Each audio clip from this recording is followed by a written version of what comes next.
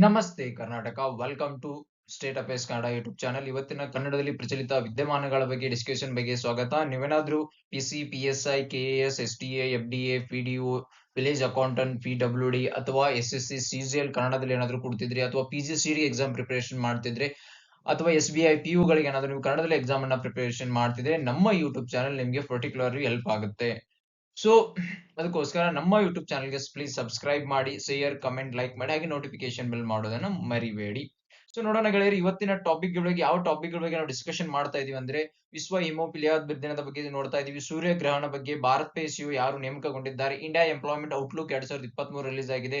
So ಅಂತಾರಾಷ್ಟ್ರೀಯ ಬಾಹ್ಯಾಕಾಶ ನಿಲ್ದಾಣ ಬಗ್ಗೆ, ಭಾರತದ ಬಾಹ್ಯಾಕಾಶ ನಿಲ್ದಾಣ ಬಗ್ಗೆ ಕೂಡ ಇವು ಡಿಸ್ಕಷನ್ ಮಾಡ್ತಾ ಇದೀವಿ. UPI president leading cricketer of the year, PM of the Singapore Longteo Ilo festival, national women's carrom title ಅನ್ನು ಯಾರು ತಮ್ಮ ಮುಡಿಗೇರಿಸಿಕೊಂಡಿದ್ದಾರೆ, ಇವುಗಳ ಬಗ್ಗೆ ಡಿಸ್ಕಷನ್ ನೋಡೋಣ ಗೆಳೆಯರೆ. ಇವತ್ತಿನ ನಮ್ಮ today current affairs discussion topic ಗಳು. ಹಾಗಾದ್ರೆ ನೋಡೋಣ ಗೆಳೆಯರೆ, ಮೊದಲನೇ ಪ್ರಶ್ನೆ, 2024 ವಿಶ್ವ ಹಿಮೋಫಿಲಿಯಾ ದಿನದ ಥೀಮ್ ಏನು? Equitable access for all, recognising all bleeding disorder, my health my right, yes we can end TB, close the care gap. So ಗೆಳೆಯರೆ ನೋಡಿ, ಸರಿಯಾದ ಉತ್ತರ equitable access for all, then equitable access for all bleeding disorders. So my health my right ಇದು ಯಾವ ವರ್ಷ theme ಆಗಿದೆ, ಯಾವ ದಿನದ ಥೀಮ್ ಆಗಿದೆ? World Health Day. So yes we can end TB, that is World TB Day. Close the care gap. So ಇದು ಯಾವ theme ಆಗಿದೆ ಅಂತ ನೀವು ಕಮೆಂಟ್ ಬಾಕ್ಸ್ ಅಲ್ಲಿ ಕಮೆಂಟ್ ಮಾಡಿ. ಸೊ ನೋಡೋಣ ಗೆಳೆಯರು, ವಿಶ್ವ ಹಿಮೋಫಿಲಿಯಾ ದಿನ ನಿಮ್ಮ ಪ್ರೆಸೆಂಟ್ ಏಪ್ರಿಲ್ 17ನೇ ತಾರೀಕು. ಏಪ್ರಿಲ್ 17 ದಿನದಂದು ಪ್ರತಿ ವರ್ಷ ನಾವು ಹಿಮೋಫಿಲಿಯಾ ದಿನವನ್ನ ಆಚರಿಸುವ ಈ ಕಾಲಿಗೆ ಜೀವನ ಮುಡಿಪಾಗಿಟ್ಟ ಫ್ರಾಂಕ್ ಸ್ನೆಬ್ನಲ್ 1942 ಏಪ್ರಿಲ್ 17ರಂದು ಜನಿಸಿದ್ದರ ಸ್ಮರಣ, ಇವರ ಯಾರ ಜನ್ಮ ಸ್ಮರಣದ ಫ್ರಾಂಕ್ ಸ್ನೆಬ್ನಲ್ 1942 ಸ್ಮರಣಾರ್ಥ ಇವನ್ನು ಹಿಮೋಫಿಲಿಯಾ ದಿನವನ್ನು ಆಚರಿಸಿಕೊಂಡು, ಹಿಮೋಫಿಲಿಯಾ ಕಾಯಿಲೆಯಿಂದ ಬಳಲುತ್ತಿರುವವರು ಗಾಯ ಮಾಡಿಕೊಂಡಾಗ ರಕ್ತ ಒಸರಿ ಹೆಪ್ಪುಗಟ್ಟುವುದಿಲ್ಲ, ಬದಲಾಗಿ ಹರಿಯುತ್ತಲೇ ಇರುತ್ತೆ. ಅಂದ್ರೆ ಗೆಳೆಯ ನಾವು ಗಾಯ ಮಾಡ್ಕೊಂಡಾಗ ಅದು ರಕ್ತ ನಿಂತ್ಕೊಳ್ಳೋದಿಲ್ಲ, ಹರಿತಾನೆ ಇರುತ್ತೆ. ಸೊ ಅದಕ್ಕೆ ಇದು ರೋಗಿಯ ಪ್ರಾಣಕ್ಕೆ ಆಪತ್ತು ತರಬಹುದು. ಸೊ ಇದು ಜೆನೆಟಿಕ್ ಡಿಸಾರ್ಡರ್ ಅಂತಾನೂ ಕೂಡ ನಾವು ಕರಿತೀವಿ. ಹಿಮೋಫಿಲಿಯಾ ಕಾಯಿಲೆ ಕುರಿತು ಜಾಗೃತಿ ಮೂಡಿಸುವ ಇದರ ಪ್ರಮುಖವಾಗಿದೆ. ಸೊ ವಿಶ್ವ ಹಿಮೋಫಿಲಿಯಾ ದಿನವೇನಾದ್ರೂ ಮಾಡ್ಬೇಕಂದ್ರೆ, ನಾವು 10ನೇ ಶತಮಾನದಲ್ಲಿ ವೈದ್ಯರು ಹಿಮೋಫಿಲಿಯಾನ ಗುರುತಿಸಿದ್ರು. ಬಟ್ ಆ ಸಮಯದಲ್ಲಿ ಅಬುಲಾಸ್ಕಾ ಸಿಸ್ ಎಂದು ಕರೆಯಲಾಗುತ್ತದೆ. ದುರದೃಷ್ಟವಾಗಿದೆ, ಆ ಸಮಯ ತಂತ್ರಜ್ಞಾನದ ಮಿತಿಗಳಿಂದ ಅನಾರೋಗ್ಯದ ಬಗ್ಗೆ ಸಮಗ್ರ ತನಿಖೆ ಸಾಧ್ಯವಾಗುತ್ತಿರಲಿಲ್ಲ. ಸ್ವೀಡನ್ ಮಾಲ್ಮೋ ಯೂನಿವರ್ಸಿಟಿ ಹಾಸ್ಪಿಟಲ್ ನ ಇಂಗ್ರಾ ಮೇರಿ ನಿಲ್ಸನ್ ಮತ್ತು ಸಗ್ಗೆಗಳು 1950ರಲ್ಲಿ ವ್ಯಾನ್ ವಿಲ್ಲೆ ಬ್ರ್ಯಾಂಡ್ ಔಷಧ ಕೊರತೆ ಅಥವಾ ಸಮರ್ಪಕ ಮಟ್ಟದಿಂದ ಈ ರೋಗ ಉಂಟಾಗುತ್ತೆ ಎಂದು ಕಂಡುಹಿಡಿದರು. ಸೊ ಗೆಳೆಯರೆ, ನೀವೇನಾದ್ರೂ ನಮ್ಮ ಯೂಟ್ಯೂಬ್ ಚಾನಲ್ ಗೆ ಸಬ್ಸ್ಕ್ರೈಬ್ ಮಾಡಿಲ್ಲ ಅಂದ್ರೆ please do subscribe. Don't forget to hit the like bell button. So don't forget to like, share and subscribe ಮಾಡೋದನ್ನ ಮರಿಬೇಡಿ. ಸೊ ಗೆಳೆಯರೆ, ಸೂರ್ಯ 21ರಂದು ಎಲ್ಲಿ ಇರ್ತಾನೆ ಎಂಬ ಪ್ರಶ್ನೆ ಕೇಳಿದ. ಆರ್ಕ್ಟಿಕ್ ವೃತ್ತದಲ್ಲಿ ಹಾರಿಜಾನ್ ಕೆಳಗೆ ಹೊಂದಿಸಲು, it means does not set below the horizon at the Arctic circle. Antarctic ವೃತ್ತದಲ್ಲಿ ಹಾರಿಜಾನ್ ಕೆಳಗೆ ಹೊಂದಿಸಲು, that means circle does not set below the horizon at the Antarctic circle. Shines vertically overhead at the noon on the equator. Option D, shines vertically overhead at the Tropic of Cancer. So ಸರಿಯಾದ ಉತ್ತರ Arctic ವೃತ್ತ horizon ಕೆಳಗೆ ಹೊಂದಿಸಲು, it means does not set below the horizon at the Arctic circle. So ಗೆಳೆಯರು ನೋಡೋಣ ಸೂರ್ಯಗ್ರಹಣದ ಬಗ್ಗೆ. ಇದೇ April 8, 2014 ಆಗಿದೆ. ಸೊ 2024ರಂದು ಪೂರ್ಣ ಸೂರ್ಯಗ್ರಹಣ ಸಂಭವಿಸಿದೆ. ಟೋಟಲ್ ಕಂಪ್ಲೀಟ್ ಸೂರ್ಯಗ್ರಹಣ ಸಂಭವಿಸಿದ್ದು ನಿಮ್ಮೆಲ್ಲರಿಗೂ ಗೊತ್ತೇ ಇದೆ. ಸೊ ಸೂರ್ಯಗ್ರಹಣವೆಂದರೆ ಏನು ಅಂದರೆ, ಸೂರ್ಯ ಮತ್ತು ಭೂಮಿಗಳ ಮಧ್ಯೆ ಚಂದ್ರ ಬಂದಾಗ, ಚಂದ್ರನ ನೆರಳು ಭೂಮಿಯ ಮೇಲೆ ಬಿದ್ದಾಗ. ನೋಡಿ ಗೆಳೆಯರೆ, ಸೂರ್ಯ ಮತ್ತು ಭೂಮಿಗಳ ಮಧ್ಯೆ ಚಂದ್ರಾಮ ಬಂದಾಗ, ಚಂದ್ರನ ನೆರಳು ಮತ್ತು ಭೂಮಿಯ ಮೇಲೆ ಬಿದ್ದಾಗ, ಚಂದ್ರನ ನೆರಳು ಭೂಮಿಯ ಮೇಲೆ ಬಿದ್ದಾಗ ಸೂರ್ಯಗ್ರಹಣ ಸಂಭವಿಸಿದೆ. ಚಂದ್ರ ಸಂಪೂರ್ಣ ಸೂರ್ಯನನ್ನು ಆವರಿಸಿದಾಗ ಉಂಟಾಗುವುದೇ ಸಂಪೂರ್ಣ ಸೂರ್ಯಗ್ರಹಣ. ಸಂಪೂರ್ಣ ಸೂರ್ಯಗ್ರಹಣ ಎಂದರೆ ಏನು? ಚಂದ್ರನ ಸಂಪೂರ್ಣ ಸೂರ್ಯನನ್ನು ಆವರಿಸಿದಾಗ ಉಂಟಾಗುವುದೇ ಸಂಪೂರ್ಣ ಸೂರ್ಯಗ್ರಹಣ. ಸೊ ಅದನ್ನು ಇನ್ನು ಭೂಮಿಯ ಮೇಲೆ ಭಾಗಾಂಶ ನೆರಳು ಬೀಳುವ ಪ್ರದೇಶವನ್ನು, ಭೂಮಿಯ ಮೇಲೆ ಭಾಗಾಂಶ ನೆರಳು ಬೀಳುವ ಪ್ರದೇಶವನ್ನು ಭಾಗಾಂಶ ಸೂರ್ಯಗ್ರಹಣ ಎನ್ನುತ್ತಾರೆ. ಸೊ ಯಾವಾಗ ಈ ಸೂರ್ಯಗ್ರಹಣವು ಆಗಿದ್ರೆ ತಿಳಿಸಿದಂತೆ ಈ ಸಂದರ್ಭದಲ್ಲಿ ಭೂಮಿಯಲ್ಲಿರುವವರಿಗೆ ಚಂದ್ರನ ಅಭಿಮುಖ ಕಾಣಿಸುವುದಿಲ್ಲ. ಸೊ ಏನು ಚಂದ್ರಗ್ರಹಣ ಬಗ್ಗೆ ಡೀಟೇಲ್ ಆಗಿ ನೋಡೋಣ. ಸೊ ಟೋಟಲ್ 4 ಪ್ರಕಾರಗಳು: ಸಂಪೂರ್ಣ ಚಂದ್ರಗ್ರಹಣ, ವಾರ್ಷಿಕ ಚಂದ್ರಗ್ರಹಣ, ಅರ್ಧ ಚಂದ್ರಗ್ರಹಣ, ಹೈಬ್ರಿಡ್ ಚಂದ್ರಗ್ರಹಣವೆಂದು. ಸೊ ಚಂದ್ರಗ್ರಹಣ ಬಗ್ಗೆ, ಸಂಪೂರ್ಣ ಸೂರ್ಯಗ್ರಹಣ ಎಂದ್ರ ಬಗ್ಗೆ ನೋಡಿದ್ರೆ, the total moon completely blocks off the sun. ಅಂದ್ರೆ ಸೂರ್ಯನ ಕಿರಣಗಳನ್ನ ಚಂದ್ರನು ಸಂಪೂರ್ಣವಾಗಿ ನಿಲ್ಲಿಸುವುದಕ್ಕೆ ಭೂಮಿಯ ಮೇಲೆ ಬರದೇ ಬಿಡುವುದಕ್ಕೆ ನಾವು ಸಂಪೂರ್ಣ ಸೂರ್ಯಗ್ರಹಣ, ಚಂದ್ರಗ್ರಹಣ ಎಂದು ಕರೆಯುತ್ತೇವೆ. ಸಂಪೂರ್ಣ ಸೂರ್ಯಗ್ರಹಣ ಎಂದು ಕರೆಯುತ್ತೇವೆ. ಸೊ ವಾರ್ಷಿಕ ಚಂದ್ರಗ್ರಹಣ ಅಂದ್ರೆ the moon covers the sun fully but due to its relatively small size and out ring of the sun is completely visible from the earth. So ಏನು ಚಂದ್ರನು ಸಂಪೂರ್ಣವನ್ನ ಮಾಯಿಸಿದರೂ ಕೂಡ ಅವನ ಸಣ್ಣ ಗಾತ್ರದಿಂದ ಪೃಥ್ವಿಯಿಂದ ಸೂರ್ಯನು ಕಾಣಿಸಿಕೊಳ್ಳುತ್ತವೆ. So it's also known as ring of fire. Annual solar eclipse, annual ಸೂರ್ಯಗ್ರಹಣಗೆ ಏನಂತ ಕರಿತೀವಿ? ಇಟ್ಸ್ ರಿಂಗ್ ಆಫ್ ಫೈರ್ ಅಂತಾನು ಕರಿತೀವಿ. ಸೊ ಪಾರ್ಷಿಯಲ್ ಚಂದ್ರಗ್ರಹಣಗೆ ಏನಂತ ಸೂರ್ಯಗ್ರಹಣಗೆ ಏನಂತ ಕರಿತೀವಿ? The moon covers part of the sun and cast only. ಅಂದ್ರೆ ಸೂರ್ಯನ ಸಂಪೂರ್ಣ ಭಾಗವನ್ನ ಆವರಿಸದೇ ಇದ್ದಲ್ಲಿ ಸ್ವಲ್ಪಶ ಭಾಗವನ್ನ ಚಂದ್ರನು ಸೂರ್ಯನನ್ನ ಆವರಿಸಿಕೊಂಡಾಗ ಅವಾಗ ನಾವು ಪಾರ್ಷಿಯಲ್ ಸೂರ್ಯಗ್ರಹಣವೆಂದು ಕರೆಯುತ್ತೇವೆ. ಸೊ ಹೈಬ್ರಿಡ್ ಅಂದ್ರೆ rare form of solar eclipse which changes from the annular to total solar eclipse. ಎಂದು ವಾರ್ಷಿಕದಿಂದ ಸಂಪೂರ್ಣ ಚಂದ್ರಗ್ರಹಣಕ್ಕೆ ಬದಲಾವಣೆಯಾಗುವುದಕ್ಕೆ ಏನಂತೀವಿ ನಾವು? ಹೈಬ್ರಿಡ್. ವಾರ್ಷಿಕದಿಂದ ಬದಲಾವಣೆ ಹೈಬ್ರಿಡ್ ಎಂದು ಕರೀತೀವಿ, ಅಥವಾ ವೈಸ್ ವರ್ಸ. ಒಂದು ವಾರ್ಷಿಕದಿಂದ ಸಂಪೂರ್ಣವಾಗಬಹುದು ಅಥವಾ ಸಂಪೂರ್ಣದಿಂದ ವಾರ್ಷಿಕವಾಗಬಹುದು. ಅದಕ್ಕೆ ನಾವು ಹೈಬ್ರಿಡ್ ಸೂರ್ಯಗ್ರಹಣವೆಂದು ಕರೆಯುತ್ತೇವೆ. ಸೊ ಹಾಗಾದ್ರೆ ಇದು ಸೋಲಾರ್ ಎಲಿಪ್ಸ್ ಬಗ್ಗೆ ನೋಡೋಣ. ನೆಕ್ಸ್ಟ್ ಗಳಿದ್ರೆ ಭಾರತ್ ಪೇ ಸಿಇಒ ಆಗಿ ಯಾರು ನೇಮಕಗೊಂಡಿದ್ದಾರೆ? ನಳಿನ್ ನೇಗಿ, ದೀಪಕ್ ಮೇತ್ರಾ, ಶ್ರೀನಿವಾಸ್ ಪಾಲಿಯಾ, ಜಾಗೃತ್ ಕೊಟೇಚಾ. ಸೊ ಸರಿಯಾದ ಉತ್ತರಗಳಿವೆ. ಭಾರತದ ಹೊಸ ನೂತನ ಸಿಇಒ ಆಗಿ ನಳಿನ್ ನೇಗಿ ಅವರು ನೇಮಕಗೊಂಡಿದ್ದಾರೆ. ಸೊ ಸ್ಪಿನ್ಟೆಕ್ ಕಂಪನಿಯಾದ ಭಾರತ್ ಪೇ ಸಿಇಒ ಆಗಿ ನಳಿನ್ ನೇಮಕ ಆಗಿಕೊಂಡಿದ್ದಾರೆ. ಸುಹೇಲ್ ಸಮೀರ್ ಅವರು ಸಿಇಒ ಹುದ್ದೆಯಿಂದ ಕೆಳಗಿಳಿದ ಬಳಿಕ so junior CEO of Bharat pay ಯಾರು? ಸೊ ಸುಹೇಲ್ ಸಮೀರ್ ಆಗಿ ಇವರು ಹಂಗಾಮಿ ಸಿಇಒ ಆಗಿ ಕಾರ್ಯನಿರ್ವಹಿಸಿದ್ರು. 2022ರಲ್ಲಿ ಭಾರತದ ಪೇ ಕಂಪನಿ ಸೇರ್ಪಡೆಗೊಂಡಿದ್ದರು. ಫಿನ್ಟೆಕ್ ಮತ್ತು ಬ್ಯಾಂಕಿಂಗ್ ಕ್ಷೇತ್ರದಲ್ಲಿ ಇವರಿಗೆ ಒಟ್ಟು 28 ವರ್ಷಗಳಷ್ಟು ಸೇವಾ ಅನುಭವ ಇದೆ. ಹಂಗಾಮಿ ಸಿಇಒ ಆಗಿ ಭಾರತ್ ಪೇ ಬೆಳವಣಿಗೆ ಉತ್ತಮ ಕೊಡುಗೆ ನೀಡಿದ್ದಾರೆ. ಸೊ ಫಿನ್ಟೆಕ್ ವಲಯದಲ್ಲಿ ಇವರಿಗೆ ಇರುವ ಅನುಭವ ಕಂಪನಿ ಮತ್ತಷ್ಟು ಬೆಳವಣಿಗೆ ಹೊಂದಲು ನೆರವಾಗಲಿದೆ ಎಂದು ಭಾರತ್ ಪೇ ಆಡಳಿತ ಮಂಡಳಿ ಹೇಳಿದೆ. ನೋಡಿ, ಇವರಿಗೆ ಹೇಳಿದ್ರೆ ಸರಿ. Bharat Pe appoints Nalini Negi as a chief executive officer. So Bharat Pe ಬಗ್ಗೆ ನೋಡ್ಬೇಕಂದ್ರೆ ಭಾರತ್ ಪೇ ಇಸ್ ಭಾರತದ ಫಿನ್ಟೆಕ್ ಕಂಪನಿ ಆಗಿದ್ದು it sells digital payment and financial service to small merchant and grocery stores. So small merchant ಮತ್ತು ಗ್ರೋಸರಿ ಸ್ಟೋರ್ ಗಳಿಗೆ ತನ್ನ ಡಿಜಿಟಲ್ ಸೇವೆಗಳಾದಂತಹ ಡಿಜಿಟಲ್ ಪೇಮೆಂಟ್ ಫೈನಾನ್ಸ್ ಬರುತ್ತೆ. So ಇದರ ಸಂಸ್ಥಾಪಕರು ಅಸ್ನೀತ್ ಗ್ರೋವರ್ ಮತ್ತು ಶಾಶ್ವತ್ ನಕ್ರಾನಿ. ಸೊ ಹಾಗಾದ್ರೆ CEO Nalin Negi. So parents company ಯಾವುದು? Resilient innovation private limited. So ಇದನ್ನ ಯಾವ ವರ್ಷದಲ್ಲಿ ಸ್ಥಾಪನೆ ಮಾಡಿದರು? 2018 ಏಪ್ರಿಲ್ ಅಲ್ಲಿ. ಇದರ ಮುಖ್ಯ ಕಚೇರಿಯು ನ್ಯೂ ದೆಹಲಿಯಲ್ಲಿ ಇದೆ. ಸೊ ಹಾಗಾದ್ರೆ ನೆಕ್ಸ್ಟ್ ಕ್ವಶನ್ ಗಳಿವೆ. ಇಂಡಿಯಾ ಎಂಪ್ಲಾಯ್ಮೆಂಟ್ ಔಟ್ಲುಕ್ 2030 ವರದಿಯ ಪ್ರಕಾರ 2028 ಭಾರತದಲ್ಲಿ ಎಷ್ಟು ಉದ್ಯೋಗ ಏರುವ ಸಾಧ್ಯತೆ ಇದೆ?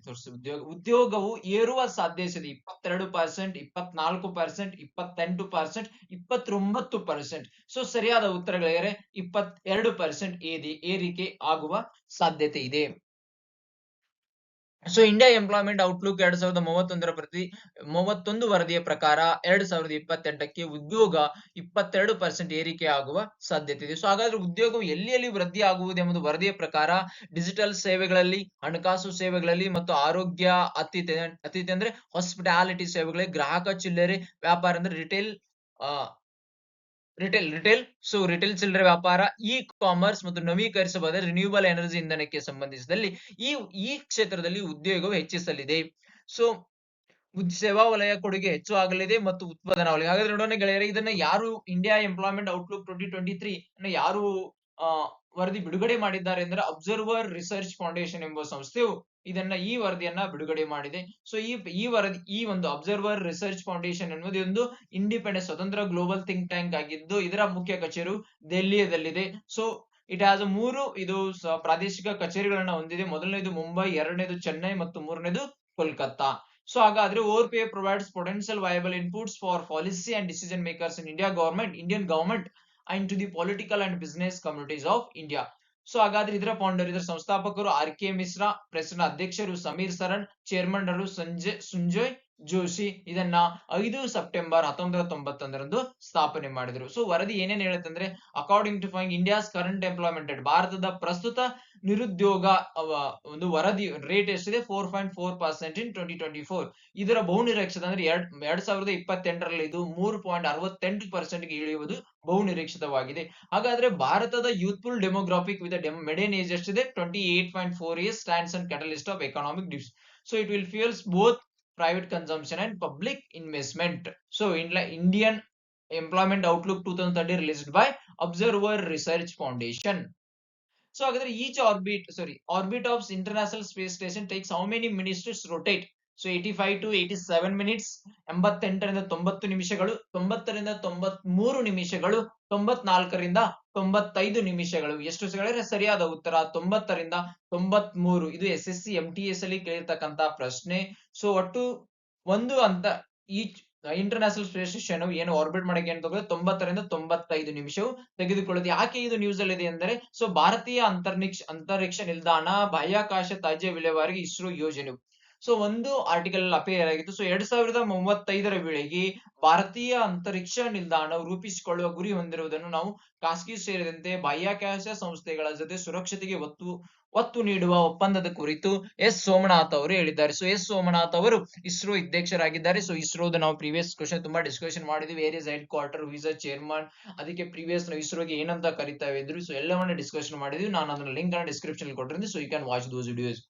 ಸೊ ಬಾಹ್ಯಾಕಾಶಕ್ಕೆ ನೌಕೆ ಉಡಾವಣೆ ಮಾಡುವುದರ ಜೊತೆಗೆ ಅಲ್ಲಿನ ತ್ಯಾಜ್ಯವನ್ನ ಸ್ಪೇಸ್ ಡೆಬ್ರಿಸ್ ಅಂತ ಏನ್ ಕರಿತೀವಿ, ಸೊ ವೈಜ್ಞಾನಿಕವಾಗಿ ವಿಲೇವಾರಿ ಮಾಡೋದಕ್ಕೆ ಎಲ್ಲರೂ ಸಹಕಾರ ನೀಡಬೇಕು. ಇಸ್ರೋ 2030ರ ವೇಳೆಗೆ ಭಾರತೀಯ ಅಂತರಿಕ್ಷ ನಿಲ್ದಾಣ ಇಂಡಿಯನ್ ಇಂಟರ್ನ್ಯಾಷನಲ್ ಸ್ಪೇಸ್ ಸ್ಟೇಷನ್ ಅಂತ ಏನ್ ಕರಿತೀವಿ ಸ್ಥಾಪಿಸುವುದಕ್ಕೆ ಇತರ ಕಂಪನಿಗಳ ಜೊತೆ ಒಪ್ಪಂದಕ್ಕೆ ಎದುರು ನೋಡುತ್ತಿದ್ದೇವೆ ಎಂದು ಭಾರತೀಯ ಬಾಹ್ಯಾಕಾಶ ಮತ್ತು ಸಂಶೋಧನಾ ಸಂಸ್ಥೆ ಅಧ್ಯಕ್ಷ ಹಾಗೂ ಬಾಹ್ಯಾಕಾಶ ತ್ಯಾಜ್ಯ ನಿರ್ವಹಣಾ ಅಂತರಿಕ್ಷ ಸಂಸ್ಥೆಗಳ ಸಮನ್ವಯ ಸಮಿತಿ ಕಾರ್ಯದರ್ಶಿ ಸೋಮನಾಥ್ ಅವರು ಹೇಳಿದ್ದಾರೆ. ಸೊ ಇದನ್ನ ಬಾಹ್ಯಾಕಾಶ ತ್ಯಾಜ್ಯ ನಿರ್ವಹಣೆಯ ಆಂತರಿಕ ಸಂಸ್ಥೆಗಳ ಸಮನ್ವಯ ಸಮಿತಿ ಜೊತೆಗೂಡಿ ಆಯೋಜಿಸಿದ 42ನೇ ವಾರ್ಷಿಕ ಸಭೆಯಲ್ಲಿ ಅವರು ಮಾತನಾಡಿ ಹೀಗೆ ಹೇಳಿದ್ದಾರೆ. ಸೊ ನೆನ್ಪಿಡ್ರೆ ಭಾರತೀಯ ಸ್ಪೇಸ್ ಸ್ಟೇಷನ್ 2031ರ ಒಳಗೆ ಇರಲಾಗಿದೆ. ಸೊ ಐಡಿಸಿ ಭಾರತೀಯ ಪ್ರತಿನಿಧಿ ಡಾಕ್ಟರ್ AK ಅಂದ್ರೆ IADC ಇಂಟರ್ನ್ಯಾಷನಲ್ ಸ್ಪೇಸ್ ಡೆಬ್ರಿಸ್ ಅದೇನ್ ಕರಿತೀವಿ ಕಮಿಟಿ ಅಂತ ಕರಿತೀವಿ ನಾವು. ಭಾರತೀಯನ ಪ್ರತಿನಿಧಿಸಿ ಡಾಕ್ಟರ್ AK ಅನಿಲ್ ಕುಮಾರ್ ಅವರು ಅಂದ್ರೆ ಭಾರತೀಯನ ಯಾರು ಪ್ರತಿನಿಧಿ ಆಗಿದ್ದಾರಲ್ಲ ಅವರು ಯಾರು ಡಾಕ್ಟರ್ AK ಅನಿಲ್ ಕುಮಾರ್ ಮಾತನಾಡಿ US ಸ್ಪೇಸ್ ಕಮಾಂಡ್ ಈವರೆಗೆ ಭೂಕಕ್ಷೆಯಲ್ಲಿ 37,000 ಬಾಹ್ಯಾಕಾಶ ಉತ್ಪನ್ನಗಳನ್ನ ಗುರುತಿಸಿದೆ. ಅದರಲ್ಲಿ 10,000 ಕಾರ್ಯಾಚರಣೆ ಚಾಲ್ತಿಯಲ್ಲಿ ಉಳಿದಿದ್ದರೆ ಉಳಿದ 27,000 ಪರಿಕರಗಳು ಅವಶೇಷಗಳಿವೆ. ಏನಂದ್ರೆ ಸ್ಕೆಲಿಟನ್ ಗಾಗಿ ಉಳಿದು ಬಿಟ್ಟಿದೆ, ಅಲ್ಲಿ ದೇಹ ಕಾರ್ಯನಿರತವಾಗಿಲ್ಲ. ಸೊ ಅದಕ್ಕೋಸ್ಕರ ಅವಳನ್ನ ವಾಪಸ್ ಭೂಮಿಗೆ ತಂದು ಸ್ಪೇಸ್ ಅನ್ನ ಕ್ಲಿಯರ್ ಆಗಿ ಇಟ್ಕೊಳ್ಳೋದು ಇಟ್ಸ್ ಅವರ್ ರೆಸ್ಪಾನ್ಸಿಬಿಲಿಟಿ ಅಂತ ಹೇಳಿ. ಸೊ ಅಲ್ಲಿ 30,000 ಆಕ್ಟಿವ್ ಹಾಗೂ 30,000ಗಿಂತ ಕಡಿಮೆ ಅವಶೇಷಗಳು ಸೇರಿ 60,000 ಉತ್ಪನ್ನ ಕಕ್ಷೆಯಲ್ಲಿ ಸಾಧ್ಯತೆಗಳಿವೆ. ಸೊ ಅದಕ್ಕೋಸ್ಕರ ಈಗ ಭಾರತವು ಕೈ ಜೋಡಿಸಿದ ಇತರ ಸಂಸ್ಥೆಗಳೊಂದಿಗೆ ಕೈ ಜೋಡಿಸಿ ಅವುಗಳನ್ನ ವಾಪಸ್ ಪುನಃ ಮರಳಿ ತರಲು ಪ್ರಯತ್ನಿಸುತ್ತಿದೆ. ಸೊ UPI ಎನ್ನುವುದು ಬಹು ಬ್ಯಾಂಕ್ ಖಾತೆಗಳಿಗೆ ಒಂದೇ ಮೊಬೈಲ್ ಅಪ್ಲಿಕೇಶನ್ ನೀಡುವ ಒಂದು ವ್ಯವಸ್ಥೆ ಆಗಿದೆ. ಹಾಗಾದ್ರೆ UPI ದ ಪೂರ್ಣ ವಿಸ್ತೃತ ರೂಪ ಯಾವುದು? Unified payment interface, universal payment interface, user pay interface, user payment interface. So ಸರಿಯಾದ ಉತ್ತರಗಳಿವೆ ಯುನಿಫೈಡ್ ಪೇಮೆಂಟ್ ಇಂಟರ್ಫೇಸ್. ನೀವು ನೋಡಬಹುದು ನಿಮ್ಮ ಮುಂದೆ ಇದೆ SSC MTS 2029ರಲ್ಲಿ ಈ ಕ್ವಶನ್ ಅನ್ನು ಕೇಳಲಾಗಿದೆ. ಸೊ ನಿಮ್ಮ ನ್ಯೂಸ್ ಪೇಪರ್ ಅಲ್ಲಿ ಒಂದು ಆರ್ಟಿಕಲ್ ಆಗಿದ್ದು. So UPI ಭಾರತಕ್ಕಷ್ಟೇ ಸೀಮಿತವಲ್ಲ. ಸೊ ಹಾಗಾದ್ರೆ ಸದ್ಯ ಪ್ರಸ್ತುತವಾಗಿ ಭಾರತ ಎಲ್ಲೆಲ್ಲಿ UPI ಸೇವೆ ಎಲ್ಲೆಲ್ಲಿ ಕಾರ್ಯನಿರತವಾಗಿದೆ ಎಂದರೆ ಒಟ್ಟು 7 ದೇಶಗಳಲ್ಲಿ UPI ನಿರತವಾಗಿದೆ. ಅವು ಯಾವ ರಾಷ್ಟ್ರಗಳೆಂದ್ರೆ Bhutan, Oman, Mauritius, Sri Lanka, Nepal, France, ಆಗ್ನೇಯ ಏಷ್ಯಾದಲ್ಲಿ ಒಟ್ಟು 7 ದೇಶಗಳಲ್ಲಿ ಪ್ರಸ್ತುತ UPI ಸೇವೆಯನ್ನ ನಡೆಸ್ತಾ ಇದೆ. ಸೊ UPI ಕಾರ್ಯನಿರ್ವಹಣೆ ಹೇಗೆ ಮಾಡುತ್ತಂದ್ರೆ UPI ಭಾರತದಲ್ಲಿ National Payment Corporation of India. ನೋಡಿ ಗೆಳೆಯರೆ, UPI ಬಗ್ಗೆ ಮಾತನಾಡಬೇಕೆಂದ್ರೆ UPI ಏನಿದೆ ಒಂದು instant inter bank payment system ಆಗಿದೆ. ಸೊ ಇದನ್ನ ನಡೆಸ್ತಿರೋರು National Payment Corporation of India. So ಇದನ್ನ ಉತ್ಪಾದನೆ ಮಾಡಿಸಿಕೊಳ್ಳ ಸೊ ಇದರ origin India. So introduce 11 April 2016ರಿಂದ 18 ವರ್ಷಗಳವರೆಗೆ ಹಿಂದೆವರೆಗೆ. So about unified interface of ಇಂಡಿಯಾವನ್ನ ಮಾತನಾಡಬೇಕೆಂದ್ರೆ UPI is a digital and real payment system developed by National Payment Corporation of India. ಇದನ್ನ ನಿಯಂತ್ರಣ ಮಾಡುವವರು ಯಾರು? Reserve Bank of India. So ನಿಯಂತ್ರಣಗಾರರು ರಿಸರ್ವ್ ಬ್ಯಾಂಕ್ ಆಫ್ ಇಂಡಿಯಾ. ಇದನ್ನ ಅಭಿವೃದ್ಧಿಸಿದವರು ರಾಷ್ಟ್ರೀಯ Payment Corporation of India. So ಇದನ್ನ ಉಡಾವಣೆ ಏಪ್ರಿಲ್ 11, 2010 ಉಡಾವಣೆಗೊಳಿಸಿದರು. ಸೊ ಇದರ ಮುಖ್ಯ ಉದ್ದೇಶವೇನವಾಗಿತ್ತು? Peer to peer inter bank transfers to the single 2 click factor authentication process. So ಇದನ್ನ ನೆನಪಿಟ್ಟರೆ 2 ಕ್ಲಿಕ್ ಫ್ಯಾಕ್ಟರ್ ಆಲ್ರೆಡಿ ಇದು UPSC ಅಲ್ಲಿ ಕ್ವಶನ್ ಬಂದಿದೆ. So two click factor authentication process ಆಗಿದೆ. So unlike traditional method UPI simplifies the transfer using the recipient UPI ID, be it with a mobile number, QR code or virtual payment address, eliminating account numbers. So it eliminates the need to enter the bank details or other sensitive information each time. So ಪ್ರತಿ ನೋಡಿ ನಾವು UPI ಮಾಡೋ ಟೈಮಲ್ಲಿ ನಿಮ್ಗೆ ಗೊತ್ತು, ಪ್ರತಿ time ನಾವು ಬ್ಯಾಂಕ್ಗಳ ಒಂದು ಅಕೌಂಟ್ ಆಗೋ ಅವಶ್ಯಕತೆ ಇಲ್ಲ. ಒಂದು ಏನಾದ್ರು SBI ಇದನ್ನ ಹಾಕೋ ಅವಶ್ಯಕತೆಗಳಿಲ್ಲ. ಸೊ IFSC ಕೋಡ್ ಹಾಕೋ ಅವಶ್ಯಕತೆ ಇಲ್ಲ. ಡೈರೆಕ್ಟ್ ನಾವೇನ್ ಮಾಡಿದ್ವಿ, ಅಮೌಂಟ್ ಎಂಟರ್ ಮಾಡಿ ನಮ್ಮ pin code UPI pin enter ಮಾಡಿದ ತಕ್ಷಣ ಡೈರೆಕ್ಟ್ ನಾವ್ ಯಾರು ಕಳಿಸ್ಬೇಕಂತ ವ್ಯಕ್ತಿ ಅಮೌಂಟ್ ಹೋಗುತ್ತೆ. ಸೊ ಅದಕ್ಕಾಗಿ ಇದು ತುಂಬಾ ಒಂದು ವಯಬಲ್ ಆಪ್ಷನ್ ಆಗಿದೆ. So UPI uses the technologies like UPI ಯಾವ ತಂತ್ರಜ್ಞಾನವನ್ನ ಬಳಕೆ ಮಾಡುತ್ತದೆ ಅಂದ್ರೆ immediate payment service and Aadhaar enabled payment system to ensure that payment between accounts go smoothly. ಇವೆರಡು ತಂತ್ರಜ್ಞಾನದೊಂದಿಗೆ UPI ನಡೆಯುತ್ತದೆ. ಸೊ ಆಲ್ರೆಡಿ ನೋಡಿ ಈಗ ರಿಸರ್ವ್ ಬ್ಯಾಂಕ್ ಆಫ್ ಇಂಡಿಯಾ ಕೂಡ ಒಂದು ತರ್ತಾ ಇದೆ. ಡೈರೆಕ್ಟ್ ನಮ್ಮ ಬ್ಯಾಂಕ್ಗಳಲ್ಲಿ ನಾವೇನಾದ್ರೂ ನಮ್ಮ ಕ್ಯಾಶ್ ಅನ್ನ ಬ್ಯಾಂಕ್ಗಳಲ್ಲಿ ಡಿಪಾಸಿಟ್ ಮಾಡಬೇಕಾಗಿದ್ರೆ ಅಲ್ಲಿ ನಾವು ನಮ್ಮ ಒಂದು ATM ಕಾರ್ಡ್ ತಗೊಂಡು ಹೋಗೋ ಅವಶ್ಯಕತೆ, ಡೈರೆಕ್ಟ್ UPI ಪಿನ್ ಗಳ ಮೂಲಕ ಕೂಡ ನಾವು ಆ ಒಂದು ದುಡ್ಡನ್ನ ಟ್ರಾನ್ಸ್ಫರ್ ಮಾಡಬಹುದು. So it facilitates the push and full transaction and even works for over the counter and barcode system ನೋಡಬಹುದು. So national Payment Corporation of India ಬಗ್ಗೆ ಮಾತನಾಡಬೇಕೆಂದರೆ, so it is umbrella organise for operating retail payments and settlement systems in India. So it is an initiative of the RBI. ಇದು ಒಂದು RBI ಒಂದು initiative ಆಗಿದೆ, ಉಪ ಕಾರ್ಯಕ್ರಮವಾಗಿದೆ. So India's bank association, so ನೋಡಿ RBI ಮತ್ತು India banks association ಇಬ್ಬರು ಸೇರಿ ಒಂದು ನಡೆಸಿದ್ದಾರೆ. So payment and settlement system act 2007 to create a robust payment and settlement infrastructure in India. So 10 main promoter banks of NPCI. So 10 ಪ್ರಮುಖ promoter bank ಗಳು ಯಾವುದು? Punjab national bank, state bank of India, Canara bank, union bank of India, bank of Baroda, ICICI bank of India, HSBC, city bank and HDFC Bank of India. These are the main promoter of the NPCI. It has been incorporated non-for-profit company. It has a non-for-profit company with an intention to provide the infrastructure to the entire banking system in India for physical as well as electronic payment in settlement. So NPCI is focused on bringing innovative to retail. So this is the regulatory board of NPCI. So headquartered in Mumbai, includes nominees from the RBI along with the nominees from the 10 core promoter banks. So ನೋಡಿ ಇದು question ಬಂದಿದೆ, last statement ಎಲ್ಲ ಈ ತರ already question ಬಂದಿದೆ. So ಇದು regulatory board of NPCI. So ಇದು head quarter ಮುಖ್ಯ ಕಚೇರಿ ಇರುವುದು ಮುಂಬೈಯಲ್ಲಿ. So includes nominees from the RBI along with the nominees from the 10 core promoter of bank. ನೋಡಿ ಇದು UPI ಬಗ್ಗೆ. So Wisden leading cricketer of the year. So ಇತ್ತೀಚೆಗೆ ಅಷ್ಟೇ ಒಂದು ವರದಿ ರಿಲೀಸ್ ಆಗಿತ್ತು, that is Wisden cricketer of the year ಅಂತ. So ಅದನ್ನ 5 Wisden cricketer of the year have been announced with the 2024 edition of the Wisden Cricket's Almanac with a Mitchell Starc. So ನೋಡೋಣ.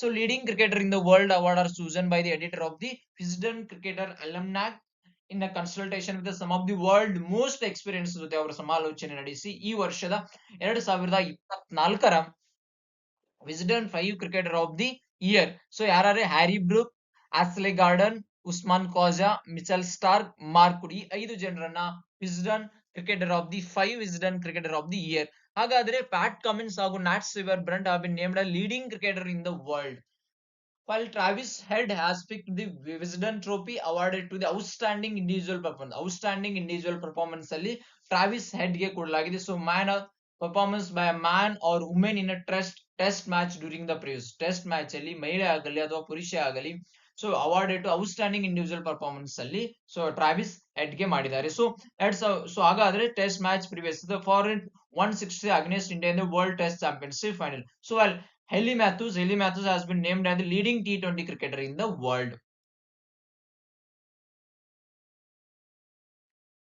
So ಇಷ್ಟು ಹೇಳ್ತಾ ಇವತ್ತಿನ ನಮ್ಮ current affairs ಅನ್ನ discussion ಮುಗಿಸ್ತಾ ಇದೀವಿ. 18ನೇ ತಾರೀಕಿನ ಡೀಟೇಲ್ ಬಗ್ಗೆ ಡಿಸ್ಕಷನ್ ಅನ್ನ ಮುಗಿಸ್ತಾ ಇದೀವಿ. ಸೊ ನೀವೇನಾದ್ರೂ ನಮ್ಮ ಯೂಟ್ಯೂಬ್ ಚಾನಲ್ ಗೆ ಸಬ್ಸ್ಕ್ರೈಬ್ ಮಾಡಿರಲ್ಲ ಅಂದ್ರೆ please do subscribe. Don't forget with the bell button. So whenever upload, ನಾವು ಯಾವಾಗ ನೆಕ್ಸ್ಟ್ ಟೈಮ್ ಅಪ್ಲೋಡ್ ಮಾಡ್ತೀವಲ್ಲ, ಸೊ ಅವಾಗ ನಿಮ್ಗೆ ವಿಡಿಯೋ ಬಂದು ತಲುಪುತ್ತೆ. ಸೊ ಇಷ್ಟು ಹೇಳ್ತಾ ಇವತ್ತಿನ ನಮ್ಮ ಕರೆಂಟ್ ಅಫೇರ್ಸ್ ಡಿಸ್ಕಷನ್ ನ ಮುಗಿಸ್ತಾ ಇದೀವಿ. ಥ್ಯಾಂಕ್ ಯು, ಧನ್ಯವಾದಗಳು. Don't forget to subscribe. ಜೈ ಹಿಂದ್, ಜೈ ಕರ್ನಾಟಕ ಮಾತೆ.